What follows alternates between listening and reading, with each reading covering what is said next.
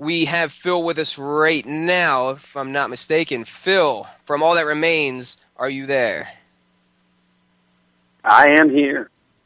Awesome. All right, well, thank Hello? you so much for joining us. It's my pleasure. I'm a big fan. That's right, man. So, well, first thing. So I've read in some interviews that not only you guys in the writing process for the new album and any information that you can give about the upcoming album would be great. But I saw, and I don't know if this was like a tease or like a joke or what, but there's going to be some like Deliverance style instrumentals in here. You're going to be incorporating banjo. Well, yes, I would like to. We're hoping to. We have a tendency to try and do, I guess, new things every time we put out a record. We try to push, what's acceptable for a quote-unquote metal band, and so we've talked about banjo. We've talked about, hopefully we're trying to get some kind of electronic stuff in it. I don't know if it'll actually happen, if it's going to work out, because first and foremost, our deal is, write good songs and do what is good for the song. So we'll see what happens and what actually gets cut. But yeah, it'd be cool to have different instruments. It's always fun to have, different instruments and different sounds on records. So hopefully. So what kind of style is the writing process taking right now? Because we see a little bit more of a rock sound coming from the last album, War You Cannot Win. And it was a bit of a change up from, Overcome, Fall From Ideals, the metalcore days. Can we expect more of like the hard rock kind of sound, or where is it headed so far? And how far along in the writing process are you? Well, we're just finishing up pre-production, so the songs are just about to the point where they have a solid shape, and we're feeling good about melodies, and I'm starting to write lyrics and kind of getting the songs to the point where we're like, all right, we're ready to record them, and then obviously in actual production we'll go ahead and do all the flourishes, and that's where we'd add banjo or whatever, or add the vocal harmonies and stuff like that. So we're probably going to go actually into the studio in probably maybe 2 weeks, a week and a half. And it's going to be an All That Remains record. I mean, it's got some heavy stuff. It's got some stuff that's not as heavy. There's some rock style songs. There's some pretty heavy songs. Some double bass and blast. I don't know if there's any blast beats on this one, but I mean, it's still a metal record, So we'll do some things that'll get people on the internet to go ahead and say that we suck. I'm sure. It's fine. You're not allowed to change your sound, Phil. You're not allowed to have any kind of new creativity. You're not allowed to mature as a musician. You have to play to one fan base, and that's it, and that's all. That's right. That's the way it is. Very, very. I tell you, if there is no genre of music that is less libertarian than metal. Very true. It's sad because I know exactly what you mean, and you know what? In fact, I was going to ask you about this because I see some overlaps with the way metalheads identify with music and libertarians, and that there's like so many subgenres of metal, and there's so many subgenres of libertarianism. I had one guy who shared our link, and he said, "Oh well, rumor has it that Phil's an ANCAP, an anarcho-capitalist." So. Just for everyone out there, that's pretty fair. Ideologically, at least. Ideologically, I'm definitely ANCAP. Whether or not I think that it's practically attainable in my lifetime, I don't know. But anything that gets us closer to any legislation that minimizes government, I'm cool with. So you're not like technical freedom core? I mean. The thing, yeah, right, technical freedom core. I mean, when it comes to politics, it's for me, it's about steps in the right direction are okay. Like, don't let the perfect be the enemy of the good. You know what I mean? There's a lot of people that are real purist about their anarchist ideals, and I back them. Especially ANCAPs and people that subscribe to the non-aggression principle and stuff like that. That's great, and I totally agree on principle. Like, I mean, in a perfect world, we shouldn't have police officers. You know what I mean? Because we wouldn't need them. But that's in a perfect world, and people aren't perfect, and not everyone's going to agree with us. So what we have to do is guard gains where I get them. You know what I mean? Well, Phil, I've never heard anybody say this before, and this metaphor is so perfect. The metal audience is identical to the current feel of libertarianism. It's the same exact thing. Everybody's sub-genre. No, this person's not anarchist enough, and this one's libertarian too much, and this one's grindcore, and that's thrash metal. It's the fucking same thing. That's crazy. I've never heard anybody say that. And you have such a great point of view from it, especially from where you stand, having rose up through the underground metal and rising to the level to be able to reach an audience like you do. And it's awesome that you are so vocal about your political viewpoints and your ideals on what's going on in the world right now that is important to you. Well, I mean, I love watching the news, and I love, I really enjoy basically yelling at my TV. That's a pastime that me and my wife both, it's something we can share. We'll both be sitting there watching the news, and then, no matter what channel it is, the commentator will say something stupid, or they'll frame a question in an obviously statist way, and we're both like, "What the hell is that?" The things that are really important. I mean, like when it comes to like the big issues that are at least leading the news today. Obviously, the fact that the president has been kind of slapped around 12 times by a unanimous Supreme Court decision saying that he's overstepped his bounds. Not that the Supreme Court's all that great or much good, but it's cool that at least they're saying, look, you're not FDR isn't you, and he probably wasn't as faithful to the Constitution as he should have been, and you're not Wilson, you're not Roosevelt, so knock it off. That's cool. The issues at the border are a pain in the balls because no one talks about like the real reasons that it's a problem. I mean, the whole thing with the DREAM Act and stuff is an invitation to people in countries that are in chaos or countries that are poor or whatever to send their kids through the most horrible means possible or some of the most horrible means imaginable to get them to the border so that way they can get into the U.S. And if there wasn't, a welfare state that we have, then we wouldn't have these kids coming in the first place. So, I mean, people don't bring up the fact that, the reason they're sending kids here is because, or they're sending their children now, is because of the welfare state and the DREAM Act. Yeah, I mean, it's something thing, that... But we should... Go ahead. Go ahead, Phil. Go ahead. Go ahead. No, well, I mean, we shouldn't have a welfare state in the first place. So that right there, would solve a whole lot of our problem with immigration. We shouldn't have any issue with immigration. We should be a free country, and if someone wants to come here. It's like it's fine. Just come here and be free and work. And unfortunately, we have taxes, and apparently they have to pay them. But you should be allowed to come here without all kinds of paperwork and all kinds of the rigmarole that it takes to get to the U.S. And it should be, hey, you're here, all right, make your way. So you wouldn't, if it was a situation like that, people wouldn't be sending their children just to get in, and basically they're hoping that children can live off the state, which, I mean, it sounds ugly to say it like that, but that's really what's going on. Do you think at all that this is the Alex Jones theory, which is that they're being enlisted basically by the Democratic Party to take our guns away? And also, on a side note, are you an Alex Jones fan, InfoWars supporter? It's okay if you are. I am. I look at Alex Jones and I think a lot of the things that he says, there's some stuff that I agree with, there's some stuff I don't. People get worked up about, Alex Jones a lot, and I don't think that it's necessary because I think people look at Alex Jones in the wrong context.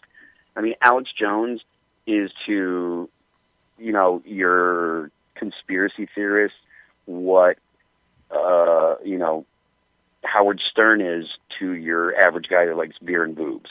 It's like he's kind of the shock jock of that kind of genre. Instead of shocking people by talking about, making fart jokes and sending guys out to just run their mouths on camera or whatever, Alex Jones tries to shock people with more, it's imminent, they're coming to get you. Now, he's been right about stuff, and I really don't think that I certainly don't think he's dumb, and I don't think that he's bombastic or completely out of left field, but I do think that he drums it up because, that's how he gets people to buy big Berkey water filters. You know what I mean? To advertise. Nicely played. We love taking shots out of him, too. He's a fun cartoon character to poke. Hydrofluorosilic acid. But I always like to point to Alex Jones because he definitely was a part of my awakening 10 years ago, even more. I mean, certainly with the 9/11. What was 9/11 like for you? I mean, what is your view on 9/11?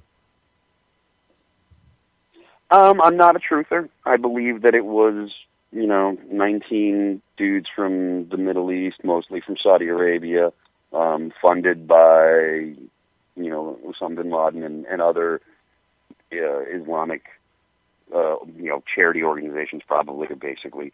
I don't think that it was an inside job. I don't think that it was the Jews that did it, which is another one of the things that people like to say on the internet. Anti-Semitics jump on anything they can, really, and try to reach it for their purposes. Yeah, just ask us. What was that? What was that? I didn't catch that. I said the anti-Semitics always jump on any cause they can and try to leech it for their own purposes. I'm completely on board with that. There's so many conspiracy theories involving 9/11 online. I consider to be co-intel pro. Honestly, it poisons the well. For me personally, it all comes down to Building 7. There is in news now that there's a push. We have enough votes to at least get an independent council to review 9/11. Do you think that at least, it's certainly that it was used as a propellant for the Patriot Act and going to war? And do you think that the Bush administration monopolized it? I mean, do you feel that way at least? I do think that the catalyst for the Patriot Act, obviously for basically all of the government expansion and foreign policy issues from 9/11 forward were heavily influenced by 9/11. I don't think that George Bush got in and said, okay, it's cool that this will happen because then I can expand my power and, take over the world. I think that, that was the whole U.S. taking over the world. That was decades and decades and decades ago.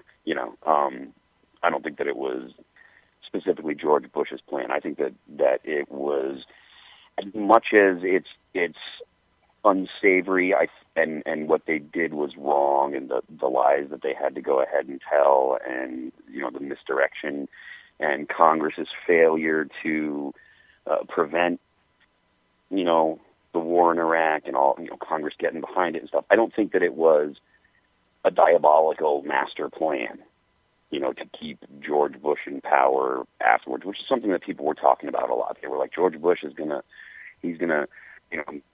stay in power. He's gonna turn it into a martial law, and he's gonna have to stay in power, and he's gonna become a dictator. And people have said that about Barack Obama. I honestly don't give these people that much credit. I really don't think that they're they're not like Cobra Commander, you know what I mean? And to be honest with you, as much as G.I. Joe, like Cobra Commander was always botching everything, I think that if you put Barack Obama or George Bush in charge of Cobra, they would botch things even more than Cobra Commander. Like you feel that they're more of a front man or salesman, or somebody to take the glory, somebody to take the fall. And going into that, what is your feel of the two-party system right now as a libertarian? Did you support Ron Paul's presidency run, and do you think that a third party is viable or possible? Absolutely supported Ron Paul. Voted for him twice. Right in.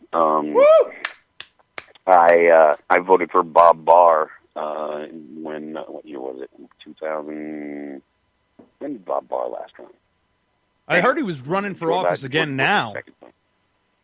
Right? Isn't he trying to get back in there? I'm pretty sure. I think. But Bob Barr's stand up, dude. I'll look it up for you. What is your feelings on Rand? Do you think that Rand has potential to fill his father's shoes in any format? I know that Rand's not popular in the libertarian world mostly because of how ideological it seems like from what I can gather, because he's not pure enough, basically. And I get it. He's not pure enough because he's not actually a libertarian. I mean, and certainly if you're going to have an anarcho-capitalist judging someone that's still, a libertarian leaning, but still a Republican. If that person's being judged by an anarcho-capitalist, they're going to be like, "You're wrong here, you suck, go fuck yourself." Whereas I'm, like I said, I'm more of the, well, we're not going to agree on everything, but I'm not going to agree on everything with anybody because I am a fucking libertarian. So, like, if this guy is talking about more good things than he talks, what? I am with you 100%. I mean, I don't think Heiss is with us right now. He checked out 10 minutes ago, but I'm with you. Well, I would vote for him. I mean, I certainly would vote for him before I'd vote for Hillary. And if there's not a quality libertarian that's actually on the ballot, then I don't love the idea of voting for the lesser of two evils, especially when one of the evils is a Clinton, and then the other one's a Paul. Come on, like, okay, I know he's not perfect, but it's like, is it a Clinton or a Paul? You know what I mean? Like, because we all know that Hillary's going to be running. Hopefully, all the stuff that she's been saying about how much money she didn't have, the laughable remarks that she's been making lately. Hopefully that hurts her. But what's the option on the Democrat side? If it's not Hillary Clinton, it's probably going to be Elizabeth Warren, and that's even worse. I'm from Massachusetts. I got the hell out of there. I give Rand Paul a little bit of slack because he's on record saying he's not a libertarian, so I don't really look to him to expand the libertarian conversation or anything like that. So I'm not really going to get in the way of people who want to take the political system. My goal, I think we all have cogs that we play and all have roles. My role, the path that I've chosen to take is social change, trying to get people to change their minds. And if I change somebody's mind and that inspires them to change their voting pattern, well, then that's outside of my control. But I'm certainly not going to get in the way of the people who see Rand as as a viable way of shrinking government in our lives. So that's my personal perspective is anything that can shrink government.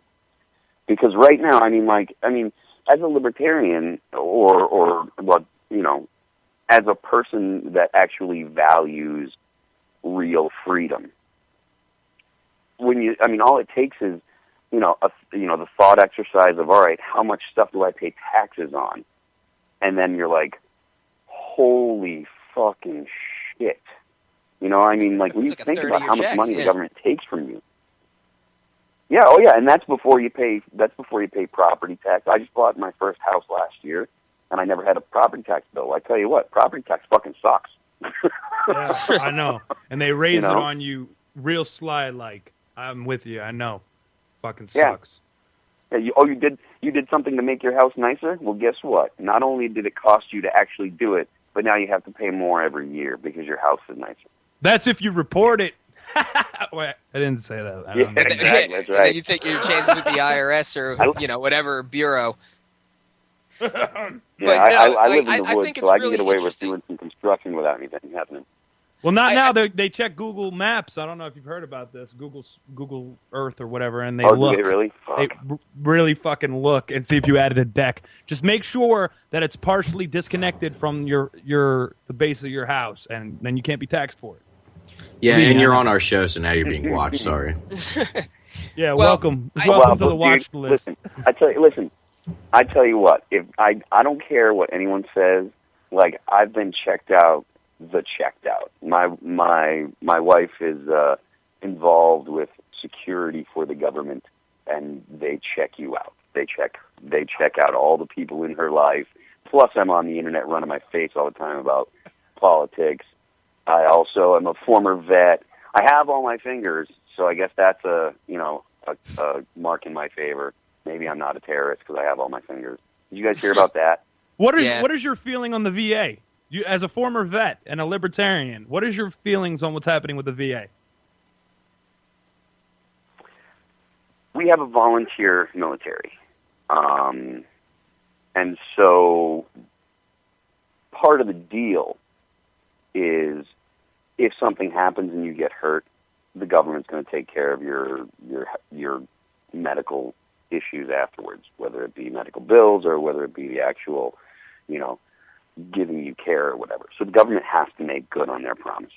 I'm not a fan of taxes, obviously, but I'm less of a fan of people violating an agreement.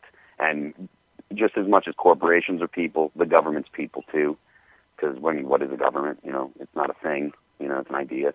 But, so that means that if the government has made a deal with the people that have decided to voluntarily serve, and this is, take out whether or not, all the political stuff that goes along with what to have to do when you're in the military, all the political decisions that affect what you have to do. The government made a deal. They have to be held accountable for the deal they made. So basically, I'm happy that Shinseki was fired. I'm not happy that there was ever a moment where the bureaucracy got in the way of treating veterans. But I can't do anything about it, but in my opinion, the government has to make good on the promises that it makes. It shouldn't be making promises in the first fucking place because they are terrible. As a bankrupt institution, yeah. But, now, Phil, I kind of want to challenge you on something real quick though, because while I totally agree that they should definitely uphold their end of obligations and promises and stuff like that. I think that the idea of the military being volunteer is a little bit of a misnomer. I mean, if we apply that term to say I'm going to volunteer at a soup kitchen, I'm not really expected to pay. It's I'm giving my time to give my time. You know what I mean? So I don't know if we can really call it a volunteer. It's more like a job that's constantly open. But I think that should offer you more protections. Yeah, I think that's fair. I mean, I agree. It's not a volunteer because it's not something that's free, but as in it's not a free service where you're giving your time for no compensation. And the government does use all kind of sweeteners to get people to do it, whether it be the GI Bill or a job that is as long as you're halfway decent at it. And I mean, because if you're in motor T and you're wrenching on diesel engines, you can stay in just as long as you fix stuff well and you can iron your clothes and aren't a POS. You can stay in as long as you want. So I wouldn't debate that point. I think it's fair, and I see what you're saying. So I mean, but I'm also comfortable with the term mercenary. So hell, whatever. Well, how about the fact that they're beating the war drums for the ISIS situation now? Are they going to have to switch? How do they play diversion here from the VA and how they're treating veterans and the 6, 7, 8, 9 tours that troops are going on? I mean, how do they play diversion and try to beat up the drum wars or the war drums now? Well, honestly, all they have to do is tell people tell your average American enough or frequently enough what ISIS is actually doing. I mean, you tell Americans that these guys, okay, all you have to do is show actual footage, say what they're really doing. Look, they're crucifying people for being, this religion or not being this type of Muslim. They're chopping heads off. And you know what? As soon as they become a country, which they're gonna bomb us. And then everyone's gonna be like, fucking shoot missiles at them until the cows come home. This is true. And a lot of people have diverted away from the fact that we, 12 months ago, we're talking about giving, and we still are, giving aid to the insurgents in Syria. I mean, who makes up ISIS? It's not even that. It's Obama just asked for $500 million to give to the Syrian rebels right now. And that's part of a larger $64 billion program to fund and Jordan, Turkey, Iraq, a whole bunch of places. all while pissing on vets. These guys. Yeah, I mean it's ridiculous. I mean the U.S. foreign policy is, I mean honestly, it has been for decades a series of trying to put out fires that we started fucking at a previous time. You know, I mean the situation. If you look at the way things are now, kind of working out in the Middle East, they're going back to a similar state to which they were 100 years ago, before the first fucking World War. I tell you what, if it wasn't for goddamn Woodrow Wilson, yeah, the whole country would be like 100 times better. I mean, or it would be in a much better position today. He admitted we wouldn't it have gotten himself. the First World War. Yeah, he did. He totally did. We wouldn't have the Fed. We wouldn't have gotten to the First World War. I mean, Wilson was such a terrible, or had Wilson's policies had such a terrible effect. 6 million Jews died because Woodrow Wilson wanted to get into World War One, or because he got us into World War One. If it wasn't for Woodrow Wilson, there wouldn't have been a Nazi Germany. There wouldn't have been a Great Depression, arguably. Because there wouldn't have been a Fed as soon. They were working towards that. He just made it happen. Yeah. And so I think we can all agree that Woodrow Wilson is the devil. Fuck he's one of the top 5 worst. He's got to be. He's up there, man. I mean, and when you and the thing is, you tell people people are like, oh, who's your favorite president? And I'm like, well, Martin Van Buren's all right, you know. And then they're like, who? And then well, who did you not like? And I'm like, well, I mean, let's just stick with who I like. Like that's yeah. And it's like okay. Well, I'll people are like, well, who do you think is bad, you crazy person? I'm like, well, I probably think everyone that you think is great is horrible. So I think Lincoln sucked. I know that Woodrow Wilson sucked. I know that Roosevelt sucked, both of them. Johnson sucked. I mean, and these are just the significantly sucky. Never mind the fact that they all kind of were in some way expanding the power of the presidency. You know, that's why we have this massive, gigantic, bloated government that we have now, or a part of the reason. So. Yeah, it's all been a build-up. I mean, the Fed obviously being the most important one of creating what I would call is now a fascist dictatorship. And that's where I think that Occupy went wrong, is that they really only identified and attacked one half of the problem, and that being the corporate problem, while asking the other half of the problem, the government problem, to fix it. Through no, but I don't think there's I would take that. I would challenge that. I don't think there's a corporate problem. I really think that the problem is all government. I mean, yeah, you got some big companies, and they may not like the fact that the Occupy people. And I'm very, very clear about I was not into Occupy right away. I was like, really? These people have no fucking idea what the hell they're talking about. That's why you got I mean, if you all you got to do is peruse a little bit of YouTube and see what the average person down there in Occupy was saying. It's like, oh, great, these guys are all monkey brains, Yeah.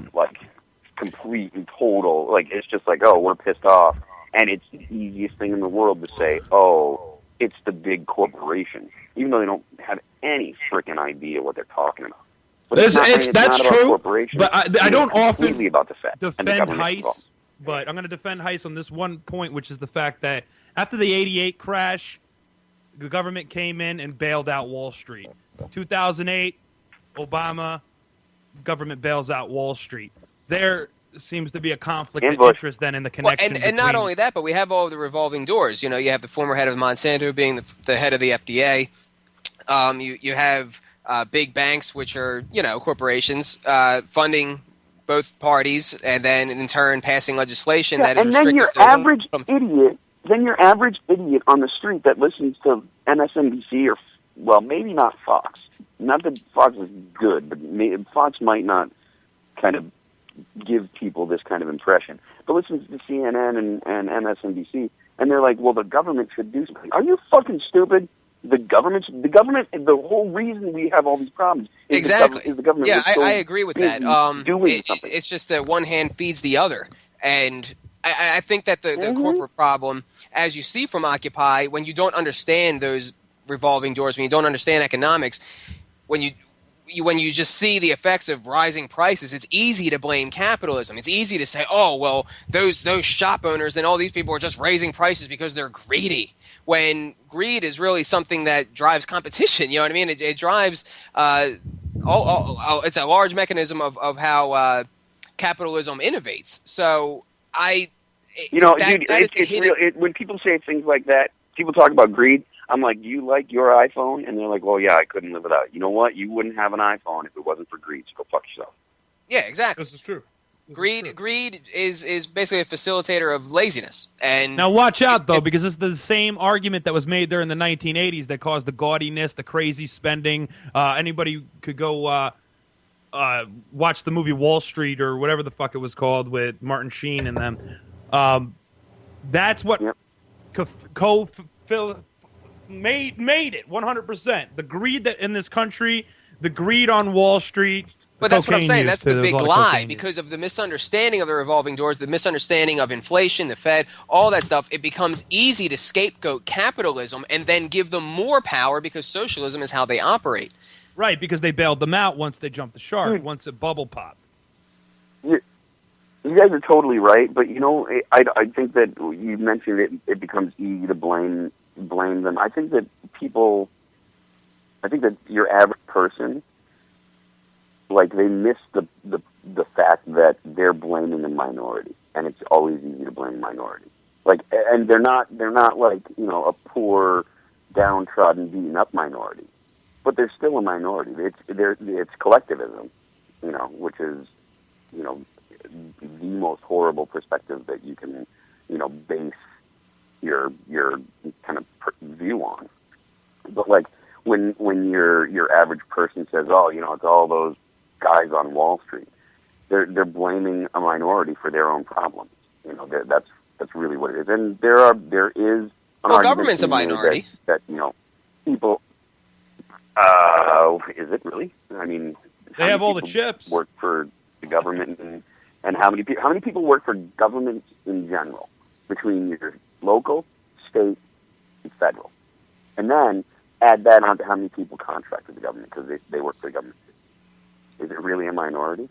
I mean, it would have to cover 180 million people. Clear that to be a majority. There's like 330 million people in the country, so.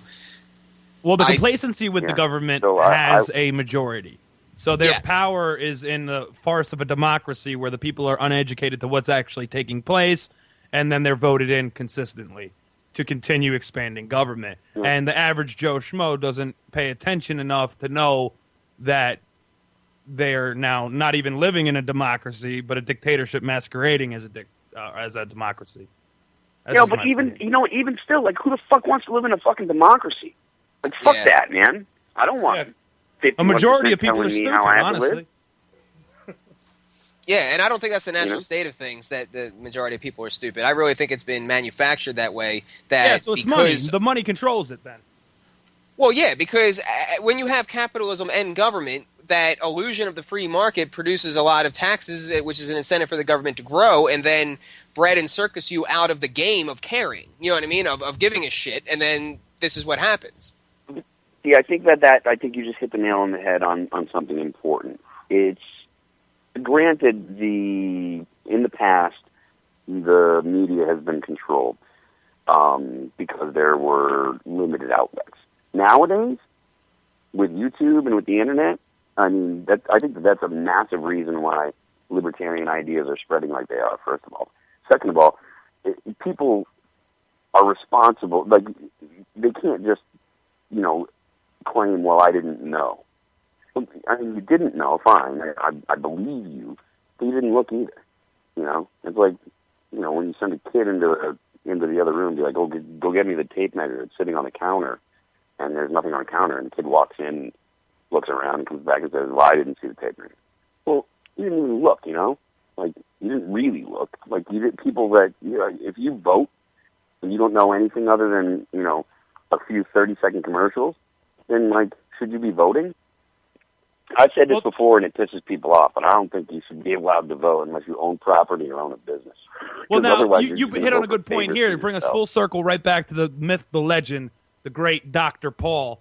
And you were there for 2008, and you were there for 2012. Now, that being said, he created the money bomb. One day we raised $15 million. I know I donated. I'm sure you were there for that. The original Tea Party, which then was pirated by the mainstream media and then turned into the Tea Party we see championed by Sarah Palin. Now she's the Tea Party. That was named after a one-day money bomb of raising $15 million. That was in 2008. Our numbers had exponentially grown in 2012. What the fuck happened with that election in your viewpoint? I mean, I was watching state to state in every primary as it was being filmed on iPhones and put up to YouTube immediately. I was in Tampa for Paul Festival and to make my voice heard, 20,000 strong inside the Superdome or whatever the fuck it was called. What was your take on that? What took place? Did the system fail us, or was it a sham job? The thing is, I don't think it was a sham job, but I think that it was gamed by the establishment. You know, I mean, the establishment, like the Republicans don't have anything, like they really don't have anything to gain by making the government smaller. Like nobody in government has anything to gain by making government less powerful. So it's going to take like real serious commitment from, you know, the libertarians, and the anarcho-capitalists are going to have to say, you know what, I'm not going to let the perfect be the enemy of the good, and it'll take more people holding their nose and voting for, honestly, for the lesser of the two evils before we can change people's minds, because that's what we have to change right now. I mean, when you say, when the best argument that statists can come up with is who will build the roads, like when they can't get outside of those simple concepts that, hey, you know, like the market can handle all this stuff. When that's like so foreign to them that you sound crazy when you say, well, you know, private companies actually do the building of the roads now. I don't see why they couldn't in a you know, society that doesn't have so much reliance on the state, or, you know, I mean, it is, as much as to us, it's a very normal thought process to think outside of the state, to, you know, I mean, to your average person that literally pays zero attention to politics, because, I mean, that's the vast majority of people, believe me. I mean, especially coming from the music industry, people that are in the music industry have no idea about politics. And when they talk about politics, it's usually feel-good politics. They all voted for Barack Obama because, you know, that hope and change thing, man, that sounded great, didn't it? Oh, it's going to be different. What's going to be? I don't know what it's going to be, but, man, it's not going to be the same. It's going to be good, and everyone's going to smile. Oh, you got a nice smile. I like you. You know, well, I mean, that's the extent of it. So when you talk about, like, oh, outside of the state, you don't need the state to do this and to do that and do this. It's so far outside of their realm of ability to conceive of or it's completely outside of their ability to conceive of that kind of, you know, of society. You know, people forget that society created government. Government didn't create society, you know? Absolutely. So.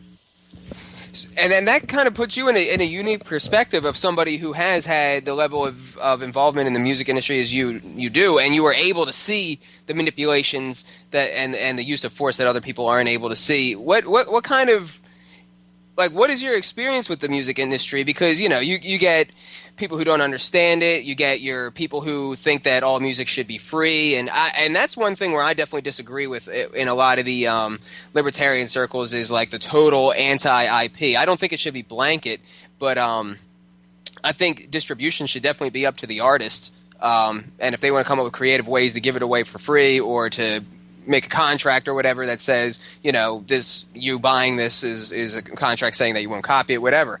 But what is your experience in the industry and having gone through this evolution and thought for libertarian philosophy? Very few people know anything at all. There are a bunch of people that are politically minded but completely backwards.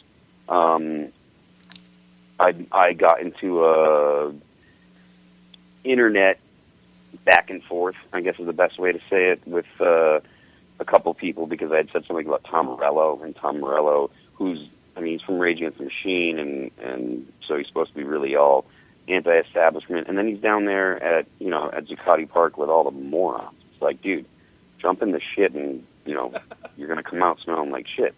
And, I made a remark on the internet, on Twitter, and then got a bunch of people stirred up, and then I actually kind of wrote out a thing and kind of explained my perspective. But Tom Morello, he's just as statist as the next Republican. It's just the things that he wants to use the state for are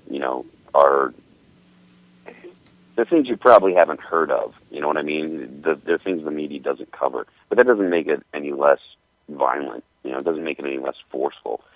So, he was making a remark about how, I guess Paul Ryan had said that he likes Rage Against the Machine, and then, he was like, oh, well, he's the exact machine we're raging against. And I'm like, oh, really? You mean, so you're raging against his machine, but your machine is, at the time that he said that, I was like, oh, really? Your machine is the president and the Congress, both the House and the Senate, and you're the one that's the anti-establishment guy?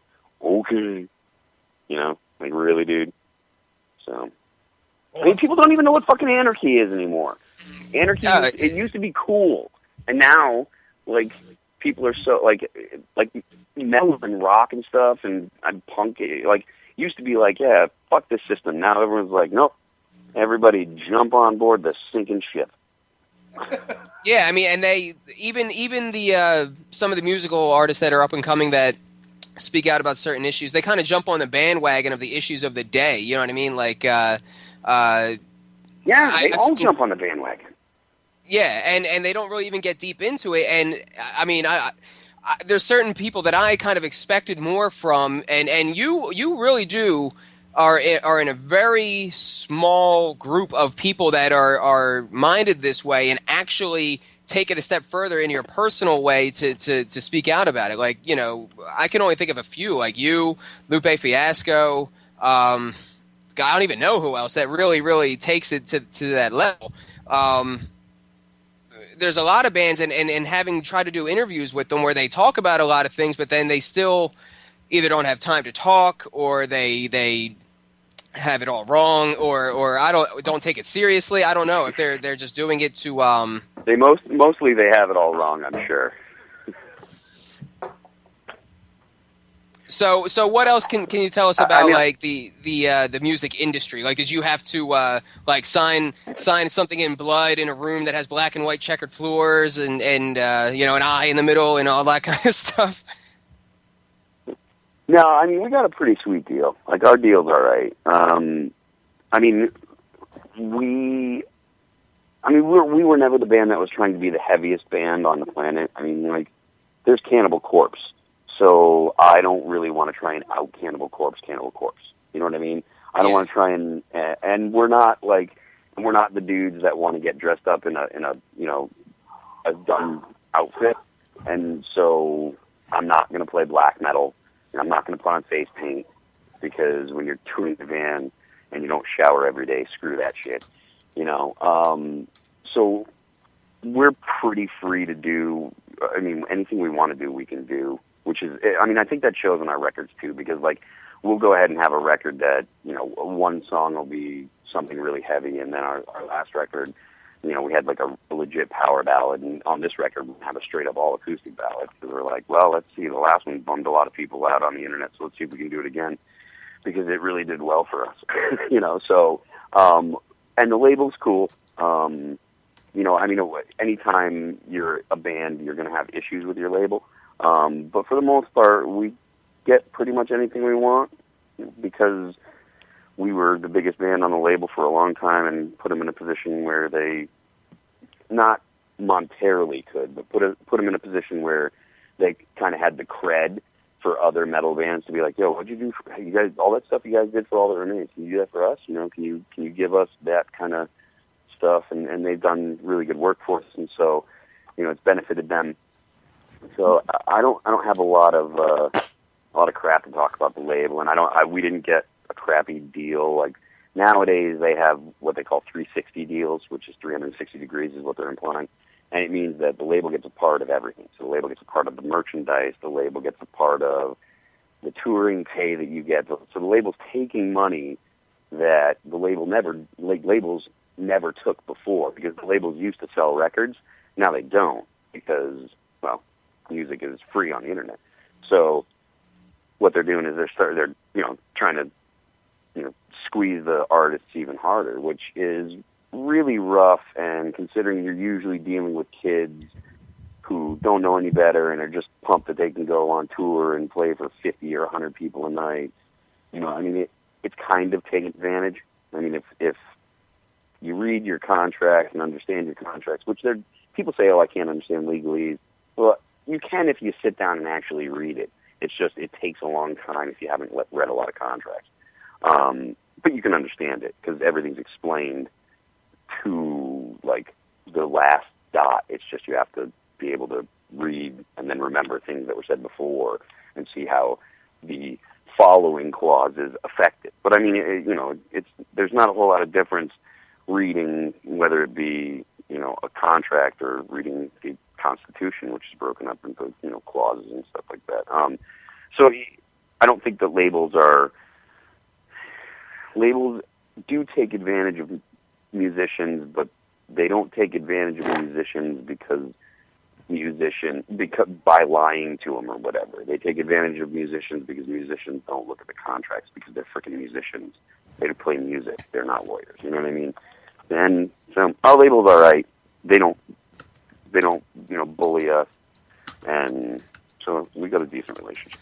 We got 4 minutes before the end of the segment into the break.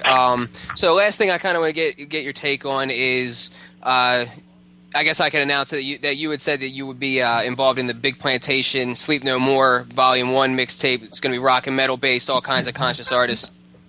What do you think about these kinds of ideas of getting a collection of artists together to obviously there's going to be a lot of skilled musicians and things like that, but to really focus on the message, whereas I think in a lot of music that's been lost, and really focus on the lyrical content, the message, and kind of use that as a base to push for people to kind of get these messages out. Like, how do you feel about these kinds of endeavors, and where do you think that should go in the future? Hey, anything that helps the cause. Anything that can tell people that. I mean, I'm sure that there's plenty of people listening that are familiar with Tom Woods, but one of my favorite things that I've heard him say is, there's a third option. Like, you don't have to vote for Hillary Clinton or Mitt Romney. It doesn't have to be. You can have less regulation on business, but dudes will kick in your door because you're gay, or and you're sodomizing your husband, or you don't have to have the government being involved in where you go to church, or if you can go to church, and you don't have to have a welfare state. Like, you can have other opinions outside of what you're supposed to have. I mean, I'm sure every libertarian's seen this, the whole, if you can say something that pisses off a conservative or a Republican and a Democrat at the same time, you might be a libertarian. And it's true. I mean, I have friends, on the internet, you look at what people say about me, and they're like, oh, he's a gun-toting redneck. And then when I talk to my gun-toting redneck friends, because I have some of those, they say, oh yeah, Phil, he's a dirty liberal. So it's like, it's true. So anything that pushes the idea that everything's not so square and everything's not as simple as the left and the right, or Republicans and Democrats. It's like, I'm an atheist, and the Hobby Lobby thing that just came through, I think it's sweet, because the government shouldn't be paying for your fucking health care. But that's okay. It has nothing, in my opinion, it has nothing with religion. it has to do with the government paying for things. And it's like, you know what, that's okay to have that opinion. Like, you don't have to fall into the pigeonholes. And, you know, I mean, it's funny that I'm so, or to me, it makes me laugh that I'm like a libertarian, but I'm a libertarian in like all aspects of my life. I'm not a libertarian just when it's political. I'm a libertarian in you know, the kind of music that the band does. Like, I don't want to do just metal. I want to do a bunch of things because I'm a complete person that has other interests. So, like, I don't want to be mad at gay people. Like, I don't want to hate people because of the color of their skin. I don't want to use the government to make people pay more taxes so I can, you know, get some kind of freebie. I don't want the government to be involved in, you know, where you can go, and, you know, I don't want the government listening to your phone calls. I don't care if there's fucking terrorists in the world. Who cares? There are, yes, but fucking that doesn't mean that the government has to listen to me and my wife have phone sex, you know?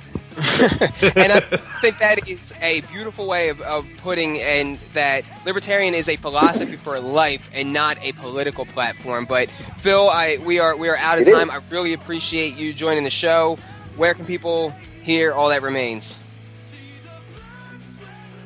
We will have a new record out this fall, and we are going to be doing touring sporadically throughout the summer, but not extensive. It'll be like weekends and stuff like that. So check our website. It's allthatremainsonline.com.